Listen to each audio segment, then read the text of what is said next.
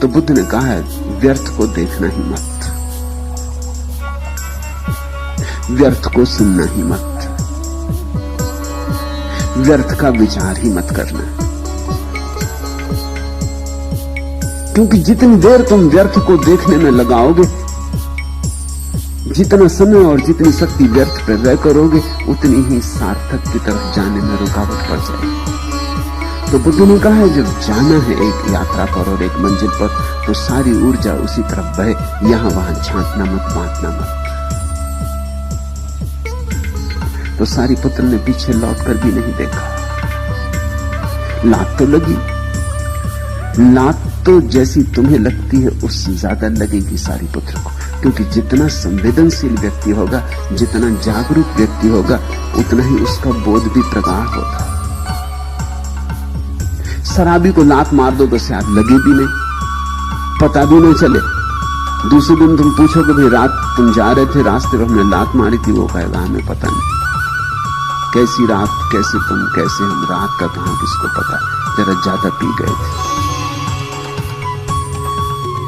शराबी को पता ही ना चलता, क्योंकि शराबी मूर्छित है।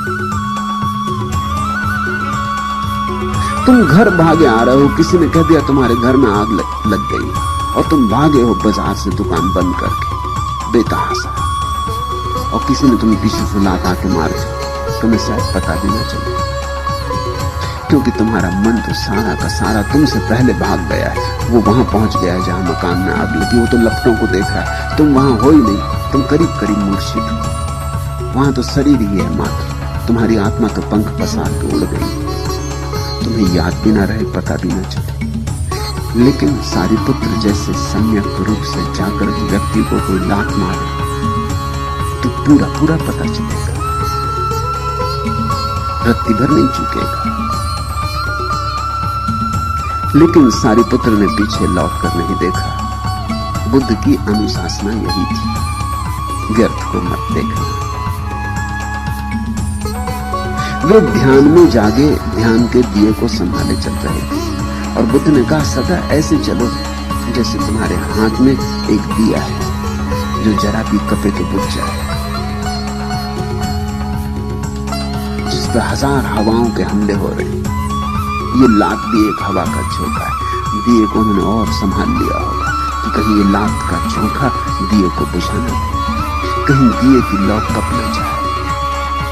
जिसको इस भीतर के दिए की लौ को संभालने का मजा आ गया है, जो इसमें रस लीन हो गया, उसे फिर सारी दुनिया की बातें व्यर्थ, फिर वो फिक्र नहीं करता कि कोई लात मार गया। उसकी फिक्र कुछ और है, वो भीतर की संपदा को संभालता है कि कहीं इस लात मारने से उद्विग्न ना हो जाऊं, कहीं क्रोध ना आ जाए, कहीं उत्तेजना में कुछ कर न बैठो, क्योंकि कुछ भी कर लोगे उत्तेजना में, दिए से हाथ छूट जाएगा, दिया चूक जाएगा, और जिसको वर्षों में संभाला है वो क्षण में खोया जा सकता है। जब आदमी पहाड़ की ऊंचाइयों पर चढ़ता है तो जैसे जैसे ऊंचाई बढ़ने लगती है वैसे वैसे संभलने लगता है, क्योंकि अब गिरने में बहुत खतरा है। ध्यान रखना, सपाट जमीन पर चलने वाला आदमी गिर सकता है, कोई बड़ी अड़चन नहीं, खरोंच मरोंच लगेगी, थोड़ी मलम पट्टी कर लेगा, ठीक हो जाएगी। लेकिन जैसे जैसे पहाड़ की ऊंचाई पर पहुंचने लगता है, अब तुम गौरी शंकर के शिखर पर इस तरह नहीं चल सकते जैसे तुम पूना की सड़क पर चलते हो। तुम्हें एक एक श्वास संभाल के लेनी पड़ेगी और एक एक पैर जमा के चलना होगा, क्योंकि वहां से गिरे तो गए, वहां से गिरे तो फिर सदा को गए, खरोंच नहीं लगेगी, सब समाप्ति हो जाएगा। ऐसी ही अंतरदशा ध्यान में भी आती। ध्यान के शिखरों पे जब तुम चलने लगते हो तब बहुत संभल के चलना होता। सारीपुत्र उन ध्यान के शिखरों पर है जहां से गिरा हुआ आदमी पूरी तरह भटक जाता है जन्मों जन्मों के। अब कोई लात मार गया, इसमें कुछ मूल्य नहीं, इसका कोई अर्थ ही नहीं। ऐसी घड़ी में उद्विग्न नहीं हुआ जा सकता। तुम जल्दी से उद्विग्न हो जाते हो क्योंकि तुम्हारे पास खोने को कुछ नहीं। याद रखना, तुम इसलिए उद्विग्न हो जाते हो, तुम्हारे पास खोने को कुछ नहीं। उद्विग्न होने में तुम्हारा कुछ हर्जा नहीं, खरोंच लगेगी थोड़ी बहुत, ठीक है, लेकिन सारीपुत्र के लिए महंगा सौदा है। खरोंच नहीं लगी, सब खो जाएगा। जन्मों जन्मों की संपदा खो जाएगी, हाथ आते आते खजाना खो जाएगा। वे ध्यान में जागे, ध्यान के दिए को संभाले चल रहे थे तो वैसे ही चलते रहे। उल्टे मन ही मन वे प्रसन्न भी हुए, क्योंकि साधारणतः ऐसी स्थिति में मन डमाडोल हो उठे, यह स्वाभाविक। और देखा कि मन डमाडोल नहीं हुआ, लात लगी और नहीं लगी, चोट पड़ी और चोट नहीं हुई। हवा का झोंका आया और गुजर गया। अकंप थी ज्योति, अकंप ही रही। प्रमुदित हो गए होंगे, प्रफुल्लित हो गए होंगे, हृदय कमल खुल गया होगा। कहोगा अहोभाग्य। स्वाभाविक था वो नहीं हुआ। जिस दिन स्वाभाविक जिसको हम कहते हैं वो ना हो, उस दिन परम स्वभाव के द्वार खुलते। दो तरह की स्थितियां हैं, एक जिसको प्राकृतिक कहें, किसी को चोट की, लौट के देखेगा, नाराज होगा, और किसी को चोट की और लौट के बिना देखा, नाराज भी ना हुआ, जैसा था वैसा रहा, जरा भी कंपन ना आया, लहर ना उठी। ये दूसरी प्रकृति में प्रवेश हो गया। एक प्रकृति है देह की, एक प्रकृति है आत्मा की। देह की प्रकृति में पहली बात घटेगी, आत्मा की प्रकृति में जो उतरने लगा दूसरी बात घटेगी। तो प्रसन्न भी हुए। अब ये बात उल्टी हो गई और यहीं से बुद्धत्व की शुरुआत। दुखी तो नहीं हुए, नाराज तो नहीं हुए, बड़े राजी हुए, बड़े प्रसन्न हुए। ये तो अद्भुत हुआ। मन नहीं डोला था और ध्यान की ज्योत और भी स्थिर हो उठी थी। जितनी बड़ी चुनौती हो उतनी ध्यान की ज्योति स्थिर होती। चूके तो बुरी तरह गिरोगे, नहीं चूके तो अद्भुत रूप से समझ जाओगे। दोनों संभावनाएं। पहाड़ से गिरे तो गए और पहाड़ पर थोड़े और संभले तो शिखर तुम्हारा हुआ कि तुम शिखर हुए। उनके भीतर इस भांति लात मारने वाले के लिए आभार के अतिरिक्त और कुछ भी नहीं था। वे भीतर ही भीतर कह रहे होंगे, धन्य है ब्राह्मण, तूने भला किया, तूने एक अवसर दिया। मुझे पता ही नहीं था कि ज्योति इतनी भी स्थिर हो सकती। तूने चुनौती दी, तू हवा का झोंका क्या लाया, मेरी परीक्षा लेगी। मैं तेरा अनुग्रहित हूं। इस घटना ने अंधे ब्राह्मण को तो जैसे आंखें दे दी। ये लौट के न देखना, ये उसी मस्ती से चलते जाना जैसे चल रहे थे, जैसे कुछ हुआ ही नहीं। लात तो पीछे से मारी थी, दौड़ के आगे आया और चरणों में गिर पड़ा। ख्याल रखना, निंदा पीछे से की जाती, केवल प्रशंसा करते समय ही तुम सामने खड़े हो सकते। लात पीछे से मारी जा सकती, लेकिन चरण पीछे से नहीं छुए जाते, कभी नहीं छुए जाते। चरण सामने से छूने होते। जो झुक सकता है वही ऐसे पुरुषों के सामने आ सकता, सारिपुत्र जैसे। और ये बड़ी अद्भुत बात लगती है कि ये आदमी ऐसा मिथ्या दृष्टि, ऐसा क्रोधी, ऐसा दुष्ट प्रकृति का, अकारण लात मारे, ये इतनी जल्दी बदल गया।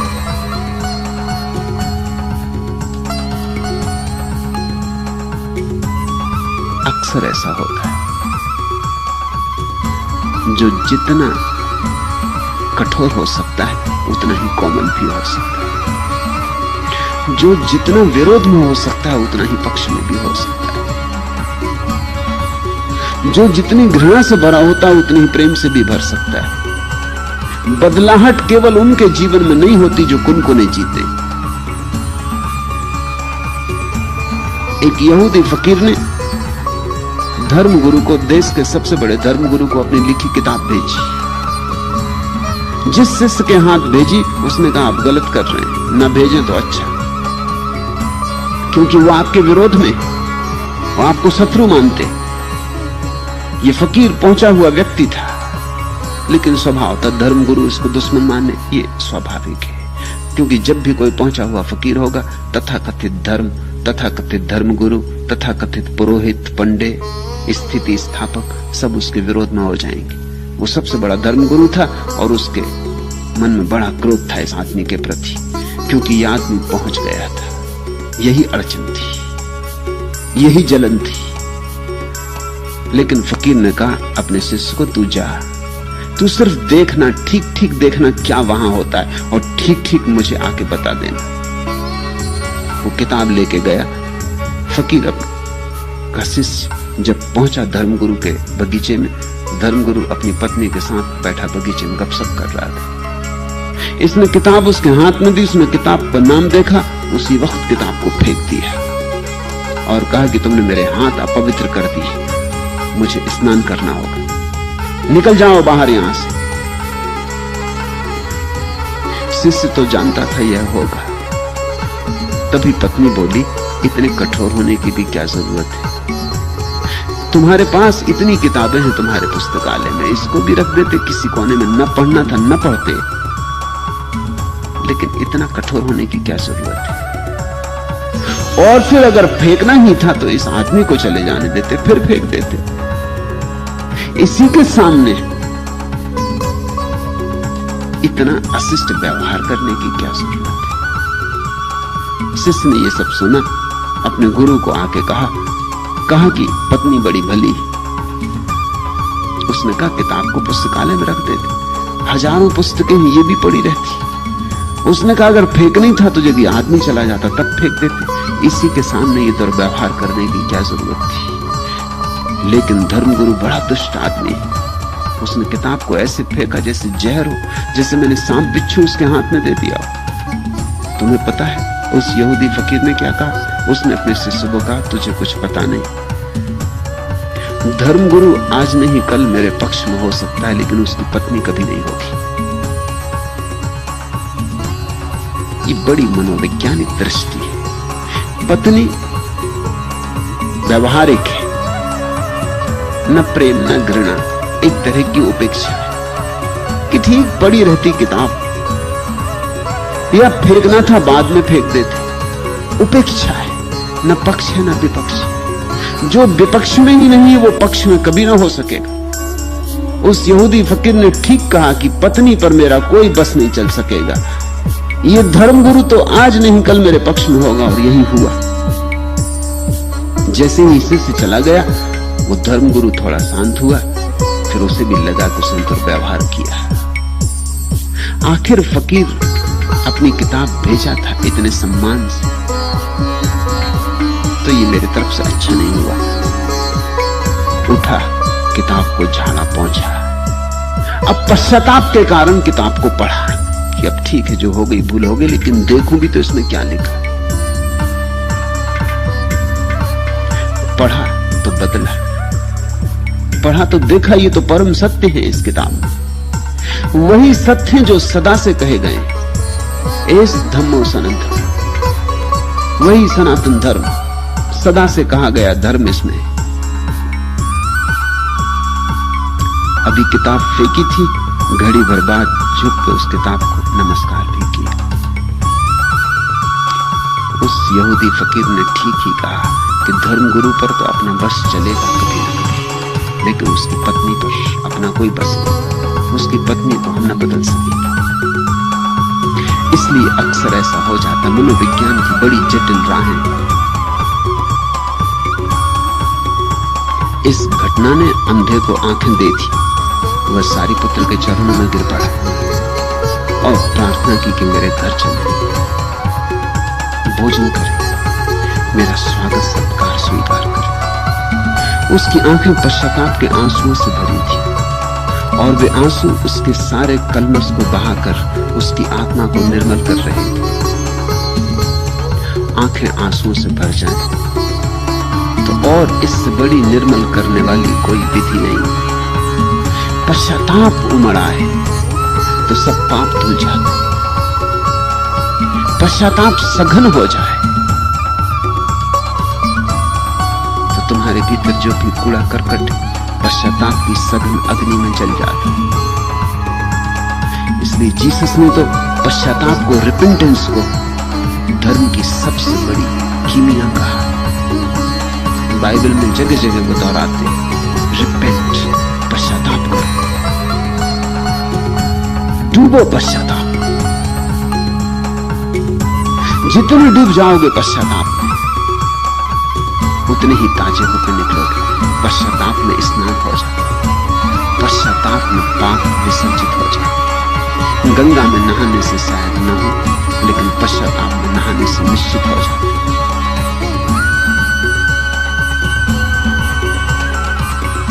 उसकी आंखें पश्चाताप के आंसुओं से भरी थी, और वे आंसू उसके सारे कलमश को बहाकर उसकी आत्मा को निर्मल कर रहे थे।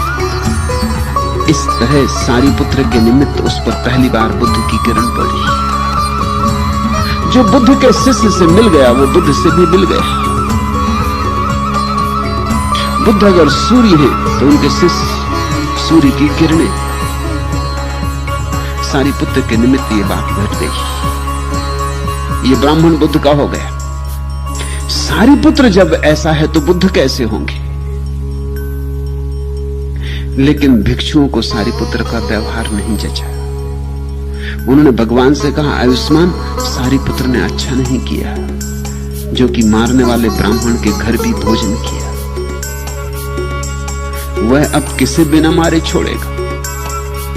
वह तो भिक्षुओं को मारते ही विचरण करेगा।